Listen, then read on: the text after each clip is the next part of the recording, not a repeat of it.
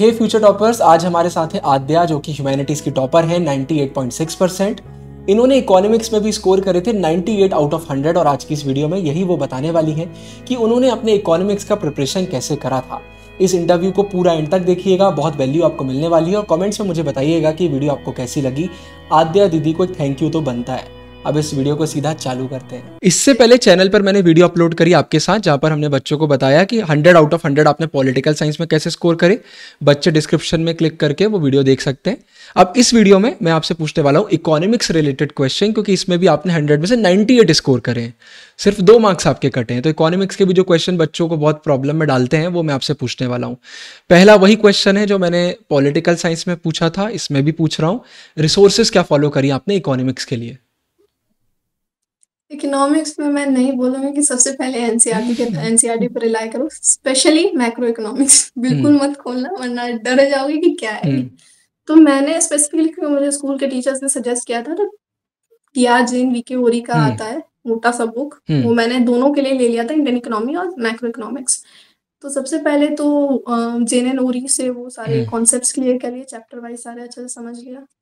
Plus YouTube videos में देखती थी, मैंने स्टार्टिंग में रजत अरोरा सर की वीडियोस देखने स्टार्ट की थी, बट धीरे धीरे I discover Sunil Panna sir का चैनल। बहुत रिग्रेट हो रहा है कि लेट डिस्कवर किया, लेकिन क्या टीचर है यार, वो बहुत अच्छे कॉन्सेप्ट समझाते थे। तो उनके वीडियोस देखती थी, चैप्टर वाइज सारा देख लिया।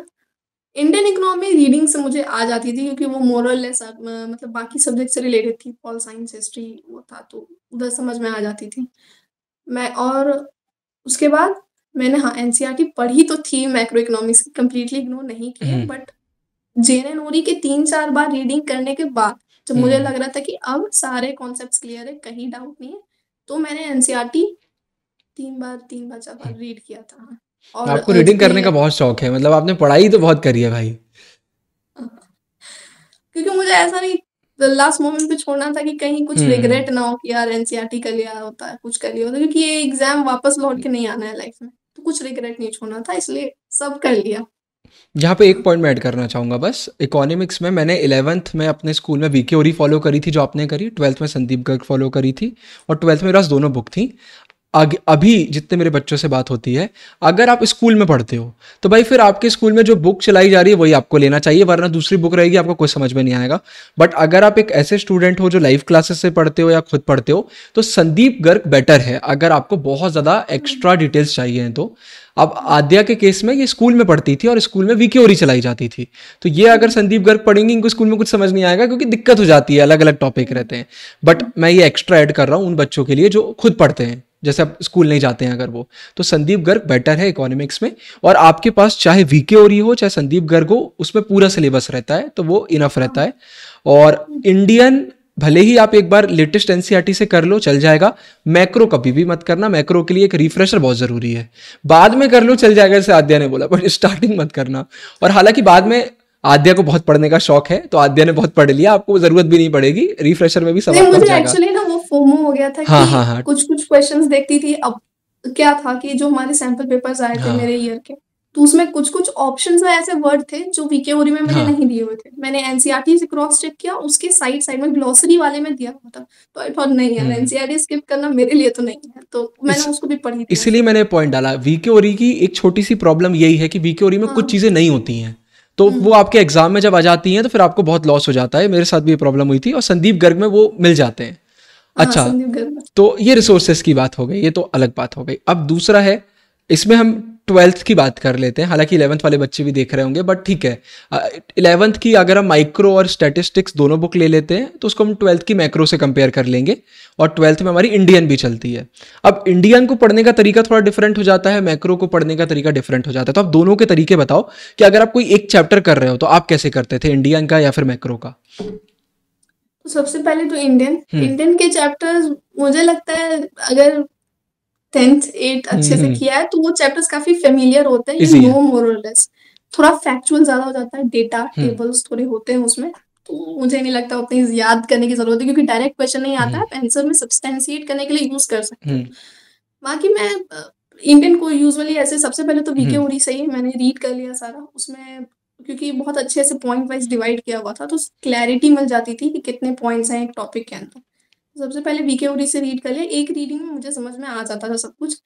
फिर उसके बैक एक्सरसाइजेस बहुत थे, हाँ, तो मैं बहुत रहते हैं। एमसीक्यूज लगा लेती थी मैं। हाँ। और बाकी तो क्वेश्चन आंसर्स होता नहीं, लेकिन एमसीक्यू सारा लगा लिया।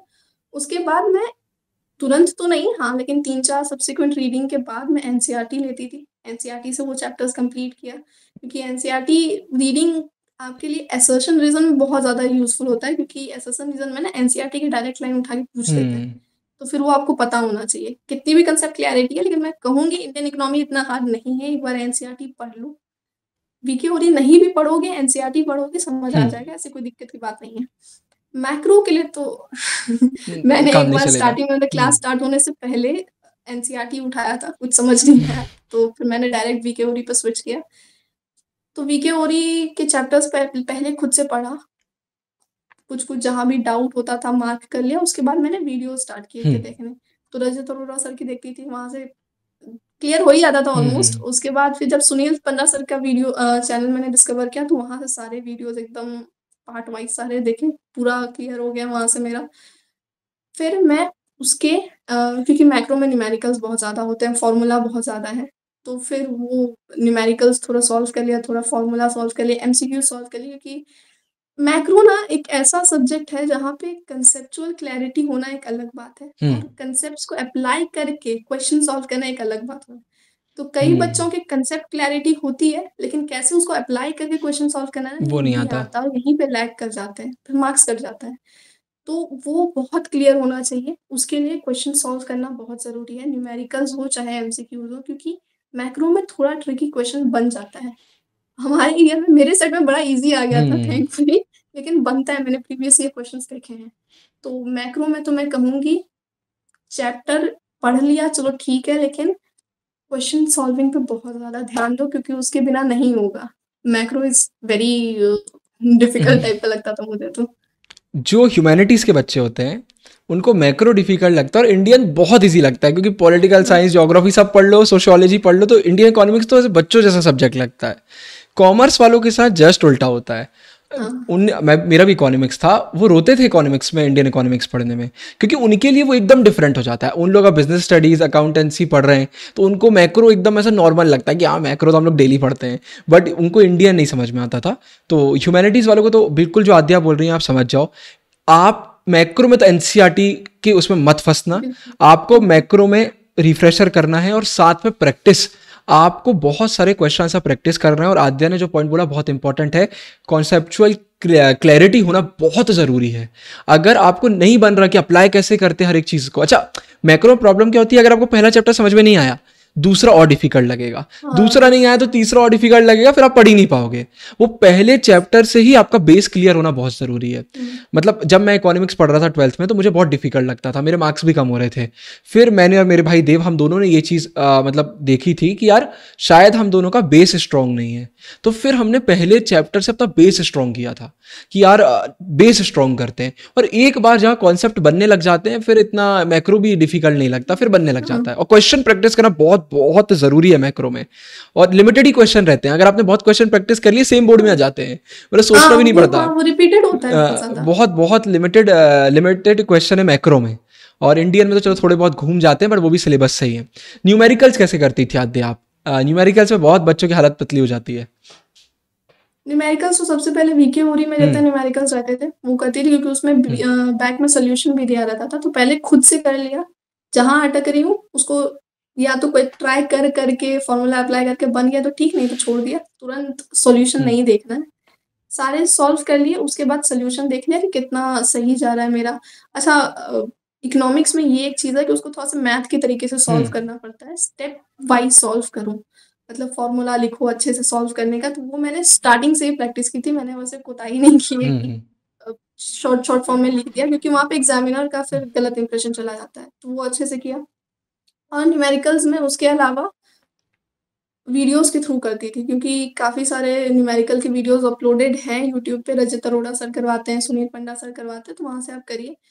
साथ ही साथ आपकी कंसेप्चुअल क्लैरिटी वहाँ से भी बिल्ड अप होता चला जाता है, क्योंकि वो लोग हर न्यूमेरिकल को बहुत अच्छे से एक्सप्लेन करते हम्म। हैं कि हाँ, ये कंसेप्ट लगेगा, इसके अलावा भी और कोई अल्टरनेटिव मेथड है तो उससे भी सॉल्व कर देते हैं। तो हाँ, न्यूमेरिकल प्रैक्टिस मेरा एक तो रेफरेंस बुक था और एक यूट्यूब वीडियोज़। जब मैं 12th में था कुछ-कुछ मैं टेलीग्राम ग्रुप्स में एडेड थी, तो हुँ, वहाँ पे भेजते रहते थे प्रैक्टिस हाँ, सेट्स, तो प्रैक्टिस आती है। हाँ, हाँ। जब मैं 12th में था तो उस समय चलो हम लोग के पास ऐसा कोई यूट्यूब वगैरह नहीं था इतना, कोई वीडियोज़ नहीं थी। हुँ, मैं एक चीज़ हुँ, फ़ॉलो करता था इकोनॉमिक्स में, उसने बहुत मदद करी न्यूमेरिकल्स में। अगर आपका कोई न्यूमेरिकल गलत होता है तो आप ये देखो कि वो गलत कहाँ पर हुआ। और एक बार वो चीज़ हाँ, आपको पकड़ में आ जाए कि अरे यार यहाँ पर ये मैंने गलती कर दी, तो 3-4 न्यूमेरिकल्स के बाद गलती होना बंद हो जाती हैं। क्योंकि हज़ारों गलती है ही नहीं न्यूमेरिकल, इतने ईज़ी न्यूमेरिकल्स हैं मैक्रो के, गिने-चुने तो हैं 3-4। आप उसको में अगर एक बार अपनी गलतियाँ बस पकड़ लेते हो, तो वो हो जाता है। और उसका कोई ऐसा भी नहीं है कि मैथमेटिक्स बहुत बड़े लेवल का लग रहा है, छोटे-छोटे से क्वेश्चन आते हैं हुँ, और इतना तो उसका वेटेज भी नहीं है। और उसमें भी चॉइस हाँ, जाती है आजकल बोर्ड एग्जाम में कि या तो एक हाँ, आप हाँ, न्यूमेरिकल कर लो या फिर कोई भी सब्जेक्टिव क्वेश्चन कर लो। हाँ। तो बहुत, और चैनल पे मैंने ट्रिक्स की वीडियो भी डाल दी है, वो भी आप देख सकते हो ना, ट्रिक्स ही बता दी, उनको फॉलो हाँ, करोगे तो मैंने भूलोगे नहीं। देखी थी, हाँ। मदद मिली थी आपको ट्रिक्स वीडियो से? बिल्कुल, बिल्कुल, बिल्कुल। मुझे लास्ट हो जाकर के पता नहीं, सारे अच्छी चीज़ मुझे लास्ट-लास्ट में ही मिले हैं, पर लास्ट हाँ, में मैंने देखे, उसको बढ़िया से मैंने नोट डाउन कर लिया कि अब इसी मेथड्स के, इसी ट्रिक्स के थ्रू हाँ, सॉल्व करना है। और सबसे ज़्यादा प्रॉब्लम नेशनल हाँ, इनकम अकाउंटिंग वाले में होती हाँ, थी, क्योंकि उसमें इतना कुछ है कि ये इंक्लूड करना है, ये इंक्लूड नहीं करना नहीं है, करना ये है। हाँ, जाएगा। फ़ॉर्मूलाज़ भी कभी-कभी आपके थोड़े से मॉडिफ़ाई हो जाते हाँ, थे हो जब जाता अलग-अलग न्यूमेरिकल्स बनाने, तो वहाँ बहुत दिक्कत हुई है, लेकिन सब्सिक्वेंट हाँ, प्रैक्टिस के through you will get it कि कहाँ कैसे फ़ॉर्मूला अप्लाई होगा और कहाँ किस चीज़ को हटाना है। है। और वो हटाने वाला चीज़ again it comes to concept कि आपका क्लियर है तो वो समझ आ जाएगा। जैसे मैंने आपसे पॉलिटिकल साइंस में डेटा वाला क्वेश्चन पूछा, डेटा फैक्ट वाला, इसमें भी मैं आपसे पूछना चाहूँगा। अगर आप मैक्रो की बात करते हैं, कुछ डेफिनेशन रहती है जो आपको बनना चाहिए। अगर आ गया कि भाई आप इसका मीनिंग बताइए, तो अब नई डेफिनेशन नहीं बन रही है तो दिक्कत होगी, ग्राफ नहीं बन रहा है तो दिक्कत होगी, फॉर्मूला नहीं बन रहा है दिक्कत होगी। इंडियन इकोनॉमिक्स से बात करते हैं तो डेट्स आ जाती हैं, डेट्स के साथ साथ थोड़ा आंसर फ्रेमिंग में भी आपको फ्लो चार्ट बनाना है, सब हेडिंग देना है। तो ये डेटा फैक्ट की सारी चीज़ें आपने मतलब कैसे करी थी? डेटा फैक्ट हाँ, अगेन मेरा नंबर के साथ तो दिक्कत था, हम्म, तो मुझे उतने अच्छे से याद नहीं रहती थी चीज़ें। ख़ास करके इंडियन इकोनॉमी में बहुत दिक्कत होता था, इतना सारा पाई चार्ट, डायग्राम इतना था, तो उसके लिए मैंने एक क्या किया था कि जितने भी डेटा वाली चीज़ थे, मैंने उसका एक पीडीएफ बना लिया था, अलग से प्रिंट आउट करवा लिया था।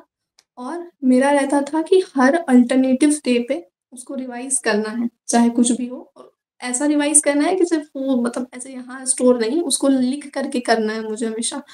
तो कोई भी आंसर लिख रही हूँ, उसमें वो डेटा जाएगा। वो उस समय गलत चला जाए, मैं बाद में सुधार लेती थी फिर कि अच्छा चलो यहाँ ये डेटा है।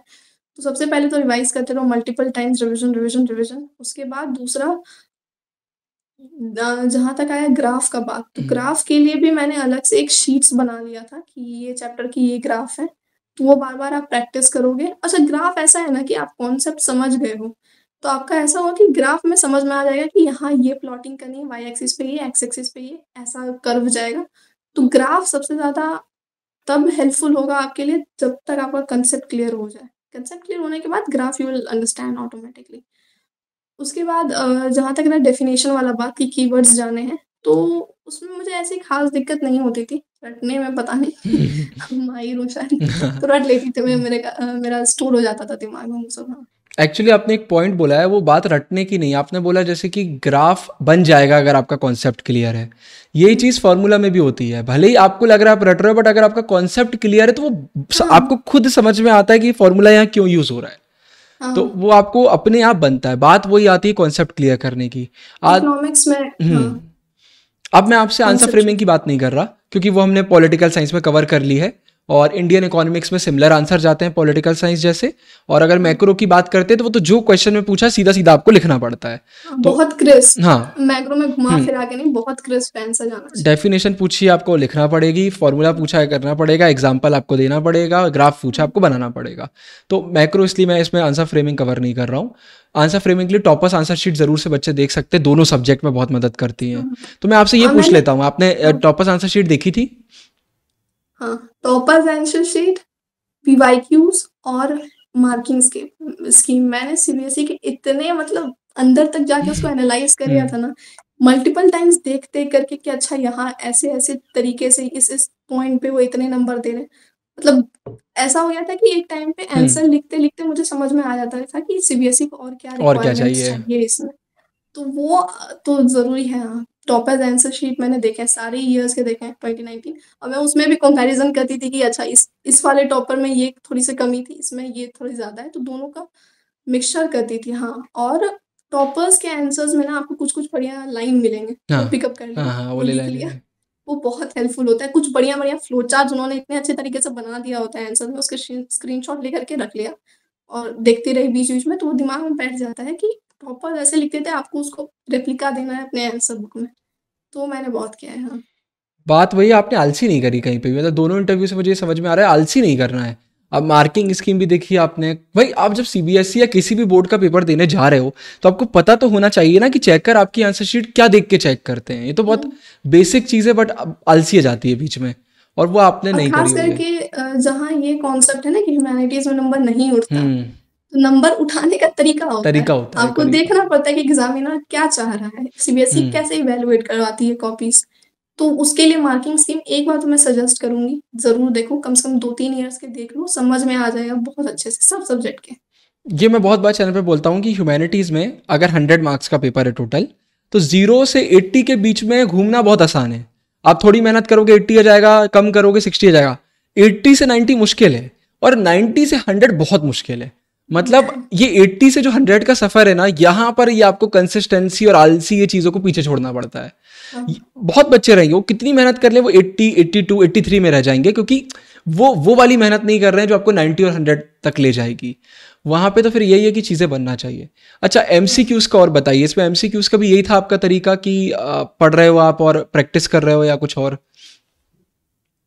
एक्चुअली मेरा मैक्रो में इनिशियली जब मैं सैंपल पेपर सॉल्व करती थी, तब एमसीक्यूज़ में बड़ी गलती होते थे। हुँ, पता नहीं मतलब शायद उस समय उतनी कंसेप्चुअल क्लैरिटी नहीं थी या क्या थी, बहुत गलतियाँ होती थी। हुँ, तो उसका यही तरीका था जो गलतियाँ हो रही हैं अच्छा अब एक तरीका होता है ना टेस्ट देते हो कुछ बच्चे क्या कहते हैं टेस्ट दिया छोड़ दिया। मेरा वो नहीं था। हुँ, टेस्ट दिया पता चला कि चलो एमसीक्यूज़ में ये गलतियाँ हो रही हैं। उन एमसीक्यूज़ की मैं एक पतली कॉपी रखती थी जिनकी गलती जो गलतियाँ हो रही हैं, उसको उसमें नोट डाउन कर लिया, एक्सप्लेनेशन नोट डाउन कर लिया। अब ये देखने के बाद ना जब गलती हो गई, सब कुछ हो गया, तब आप ये देखो कि गलती हुई क्यों है? ये हुँ, जानना बहुत ज़्यादा ज़रूरी है कि क्या आपका कंसेप्चुअल क्लैरिटी नहीं था? हुँ, क्या आपने प्योर गेस मारा है, तुक्का मारा तब गलत हो गया? या वो जो तुक्का है आपका कहीं न कहीं आपके पेरिफेरल नॉलेज पे बेस्ड बेस्ड था? या फिर आप कॉन्सेप्ट्स ही भूल गए थे? जब तक आपको पता नहीं चलेगा हुँ, कि क्यों गलती हो रही है एमसीक्यूज़ में या इन दैट केस सब्जेक्टिव में, तो आप नहीं एनालाइज़ कर पाओगे, नहीं उसको सुधार पाओगे। तो सबसे पहले तो गलतियाँ देख लो, क्यों हो रही हैं वो एनालाइज़ करो और वो एनालाइज़ करने के बाद उसको सुधारने के लिए वापस आपको पढ़ना है। तो मेरे केस में क्या होता था कि मेरी इनिशियली कंसेप्चुअल क्लैरिटी नहीं बिल्ड हुई थी कुछ-कुछ चैप्टर्स में, हुँ, जैसे गवर्नमेंट बजट का चैप्टर है या फिर वो एडीएएस वाला एक चैप्टर एडीएस। था इनकम हुँ, डिटर्मिनेशन का, बहुत गलतियाँ होती थी मेरी हुँ, उसमें। तो मैंने समझ लिया कि अच्छा यही 2 चैप्टर्स हैं, जहाँ मेरी सबसे ज़्यादा गलती हो रही है। इसके लिए वापस से मैंने बहुत थरू पढ़ाई की, मतलब रिविज़न ही किया एक तरह हुँ, से समझो तो और उसके बाद आई मेड श्योर कि मेरी कंसेप्ट में कहीं भी गैप्स नहीं हैं। वो गैप फिल अप करना बहुत ज़रूरी बहुत होता है ज़रूरी वरना है। बहुत मिस्टेक्स होंगे इकोनॉमिक्स के एमसीक्यूज़ में और फिर आप देखोगे तो अगर उससे आपके सब्जेक्टिव क्वेश्चन बन रहे हैं तो वहाँ भी गलतियाँ होंगी आपकी। तो सबसे पहली बात तो कंसेप्चुअल क्लैरिटी रख लो। उसके बाद फिर मैं क्या करती थी, जो गलतियाँ हो रही हैं मेरी मैंने तो नोट डाउन कर ही लिया था, तो उसको मैं रिवाइज़ करते रहती थी कि रिवीजन। वापस से सेम मिस्टेक्स ना हुँ। दोहराऊँ। तो हाँ, वही मेरा रहता था। कुछ क्वेश्चंस अब मैं रिपीट नहीं कर रहा हूँ, आंसर फ्रेमिंग हो गया, सिलेबस कब तक हो मैंने पॉलिटिकल साइंस में कवर कर लिया है। आखिरी के कुछ क्वेश्चन है मेरे आपसे। एक तो यही है कि आपका इकोनॉमिक्स में सैंपल पेपर करने का तरीका क्या होता था? आप पहले इंडियन करते थे, मैक्रो मतलब बोर्ड एग्जाम में सीधा पेपर करते थे, या फिर पहले इंडियन कर लिया फिर मैक्रो कर लिया, पहले मैं क्या मतलब क्या फॉलो करते थे आप? या बोर्ड एग्ज़ाम में मैंने ये किया था, पहले मैक्रो किया था, हाँ, फिर इंडियन किया था, वो मेरा सीधा पेपर था। सीधा। बाकी सब्जेक्ट्स में मैंने एक्सपेरिमेंट किए, पर इकोनॉमिक्स में मेरी इकोनॉमिक्स में हिम्मत नहीं नहीं किया। हुई थी। हाँ, तो क्योंकि मैक्रो ना ऐसा है कि कंपैरेटिवली वो लेंदी नहीं होता हाँ, है। हाँ, उसमें क्रिस्प बहुत आंसर्स लिखना आराम है तो से हो आपके जाता है। जल्दी हो जाएँगे हुँ, और प्लस मैक्रो में कॉन्सेप्ट्स होते हैं। अब हाँ, चूँकि आपका फ्रेश माइंड होता है हाँ, तो आप कॉन्सेप्चुअल वाली चीज़ें ना ज़्यादा अच्छे से कर पाते हो हाँ, स्टार्टिंग में। हाँ, तो मैं वो कर लेती थी। तो पहले मैक्रो पूरा सॉल्व कर लिया। हाँ, लेकिन मैक्रो सॉल्व करी तो मैं ऐसा नहीं कि सेक्शन ए को एमसीक्यू से स्टार्ट करती थी, मैं पीछे से स्टार्ट पीछे से, करती थी। हाँ, मैं भी पीछे कि से। लॉन्ग आंसर्स लिख लिए, हुँ, न्यूमेरिकल्स कर लिए, लास्ट में जाके एमसीक्यू सॉल्व कर लिया।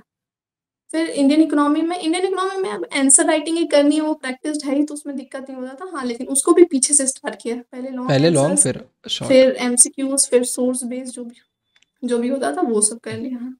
मैंने आधी स्ट्रेटेजी आपकी फॉलो करी थी, आधी नहीं करी थी। उसका रीज़न था मेरी स्पीड स्लो थी, तो मेरा पेपर छूटते थे। तो मैंने पहले इंडियन करा था, क्योंकि मुझे पता था इंडियन में आराम से टाइम लगाऊंगा और मैक्रो तो जल्दी जल्दी हो जाता है। और एमसीक्यू तो मैंने आपकी स्ट्रेटेजी फॉलो करी थी, आप पहले ही कर लो, देख लो, मतलब कि क्योंकि बाद में फिर निकल जाता है दिमाग से, आप जो कुछ भी पढ़ के आए हो मैक्रो में। मैंने तो एग्जाम सेंटर में 5 मिनट में फटफट मैक्रो पढ़ा था कि ये एमसीक्यू आ सकते हैं, और पहुंच गया था, तो उससे याद रह जाता है। अच्छा, मेरा हाँ। अब आपसे हालांकि कोई ज़्यादा क्वेश्चन नहीं इकोनॉमिक्स में, आखिरी क्वेश्चन बस मेरा इकोनॉमिक्स आपसे ये रहेगा कि इकोनॉमिक्स आपने कब तक कर लिया था, और आखिरी आखिरी में जब मतलब एग्ज़ाम पास आ गया था तो आप कैसे करते थे इकोनॉमिक्स? इकोनॉमिक्स एक्चुअली मेरा एक तरह से देखें सिलेबस तो कंप्लीट हो गया था वही अक्टूबर नवंबर तक, लेकिन वही कुछ चैप्टर्स में कॉन्सेप्चुअल क्लैरिटी में गैप्स आ रहे थे मेरे। तो कुल मिला के अगर मैं बोलूँ जनवरी में जाके मेरा इकोनॉमिक्स कंप्लीटली खत्म हुआ था कि आई वाज वेरी कॉन्फिडेंट तब कि अब चलो हो जाएगा। अब हो जाएगा। तो जनवरी में जाकर के मेरा खत्म हुआ लास्ट, क्योंकि उसमें तो मैं बहुत अंडर कॉन्फिडेंट थी इकोनॉमिक्स में। फिर रहा एग्जाम के नियर तक मैं कैसे मैं इकोनॉमिक्स रिवाइज करती थी, तो मेरा वही था कि एनसीईआरटी उठा ली, एनसीईआरटी। मेजर मेजर पॉइंट्स देख लिए। बहुत एकदम थरो रिवीजन नहीं करना है उसका। क्या बोलते हैं, एनसीईआरटी लाइन बाय लाइन वापस से रीड नहीं करनी है, तो ऊपर ऊपर पॉइंट्स पढ़ने हैं आपको, क्योंकि उस टाइम तक तो ये इतनी बार एक्सपेक्ट कर किया लेते हैं कि जाता है अब कि बस जल्दी जल्दी करने का मन होता है बस। हाँ हाँ, और वो प्रेशर भी रहता है कि हम्म। आप उतना टाइम नहीं दे सकते हो एक हम्म। चैप्टर को, राइट। और फिर मैंने इकोनॉमिक्स में सेवरल पैम्फलेट्स बना लिए थे छोटे, फॉर्मूला के मेरे अलग बुक्स थे, ग्राफ के अलग बुक्स थे। फिर सिमिलरली इंडियन इकोनॉमी में मेरे जितने डायग्राम बनाने के लिए थे उसके अलग बुक्स थे। तो वो मैं चीज़ वो हर 2 दिन पे रिवाइज करती रहती थी। मेरे इकोनॉमिक्स में शायद 8 दिन का गैप था, तो वो मैंने कर लिया। अच्छा, मेरा इकोनॉमिक्स एग्जाम था 19 को, हम्म। तो मेरा ऐसा टारगेट था कि 16 तक मेरा सारा रिविजन खत्म हो जाना चाहिए, ठीक उसके है। बाद कोई रिविजन नहीं। हाँ। 17 को मैंने बैठ के 2024 का पीवाईक्यू सॉल्व किया, हम्म। प्रॉपर 3 घंटे के टाइम फ्रेम में वो खत्म हो गया। मिला लिया सही आंसर्स है या नहीं, कहाँ लैग कर रहा है, मार्किंग स्कीम से वापस से चेक कर लिया उसको। उसके बाद जहाँ लैग कर रहा है उसको तो वापस वापस रिवाइज करना है। फिर से मैं पैम्फलेट्स रिवाइज करती थी, वापस मैं एनसीईआरटी लेके नहीं बैठती थी, पैम्फलेट्स रिवाइज कर लिया, क्योंकि उसमें मोटा माटी आपका सब कवर हो जाता था मेरा। उसके बाद सेकंड डे, मतलब एग्जाम से एग्ज़ाम एक से एक दिन दिन पहले, पहले आपका, हाँ। 18 तारीख को, उस दिन सैंपल पेपर अच्छे से लगा लिया। हम्म। वही 3 घंटे के टाइम फ्रेम में वही अच्छे से जैसे मुझे एग्जाम मतलब बोर्ड्स में लिखना है अगले दिन, सेम उसी तरीके से सारा एनालाइज करके अच्छे से लिखा। मार्किंग स्कीम से मिलाया जो ऑफिशियल था, वो हो गया। उसके बाद आई एम डन। उसके बाद मैं बुक्स उठाती ही नहीं थी, अब इसके क्योंकि बाद कुछ मुझे बचा भी वो नहीं याद दिया आपने, इतने हाँ एफर्ट्स दे दिए हैं, मतलब ये मैं दोनों इंटरव्यू से लेके जा रहा हूँ, एफर्ट्स दो, आद्या जैसे दो, नहीं तो मत दो। बीच में फंसते हैं, मतलब यार ये होते हैं टॉपर एफर्ट्स। मतलब अब यहाँ, मतलब आपको मैं बोलूंगा कि हाँ ये टॉपर है, जिसने मतलब किया है, कि जिसके 99 98 आ रहे हैं अगर, तो रीज़न है उसके पीछे। मतलब ये है, ये डिफरेंस अब मुझे क्लियर दिख रहा है कि क्या डिफरेंस है वो 10 मार्क्स का जो आप कर रहे हो। मतलब कोई आलसी नहीं होती, लोग आखिरी आखिरी में सबसे ज़्यादा आलसी करते हैं। साल भर पढ़ेंगे लेकिन वो गैप में नहीं पढ़ेंगे कि यार अब तो हो गया, बट आप वो गैप के वो एक एक गैप दिन को बहुत यूज़ कर रहे हो। इंपॉर्टेंट होता है ना। बहुत बहुत बहुत इंपॉर्टेंट होता है, उसको तो मैं वो भी फिर कैलकुलेट डिटरमाइन कर करता था। देगा कि आप 90 के ऊपर जा रहे हो या 90 से नीचे रह रहे हो। बस हाँ, सारे टॉपर यही बोलते हैं, टॉपर प्यार करने लग जाते हैं सब्जेक्ट से, तो उनको मन ही लगता है यार कि अब पढ़ते रहो, ये चीज़ सही है। थैंक यू सो मच क्योंकि आद्या। लोड लेके पढ़ोगे तो फिर आउटकम तो आने हाँ, से फिर रहा। क्या आएगा, तो मतलब बस प्यार टाइम। लेके ही कर लो। प्यार प्यार लेके करो, सही बात है। बहुत सारे बच्चों को मदद मिलेगी। अब बच्चे अगर चाहें तो एंड स्क्रीन पे क्लिक करके पॉलिटिकल साइंस का वीडियो भी देख सकते हैं, डिस्क्रिप्शन में भी लिंक डाल दूंगा। इकोनॉमिक्स के यही क्वेश्चन है, आई होप इससे बहुत सारे बच्चों को मदद मिलेगी।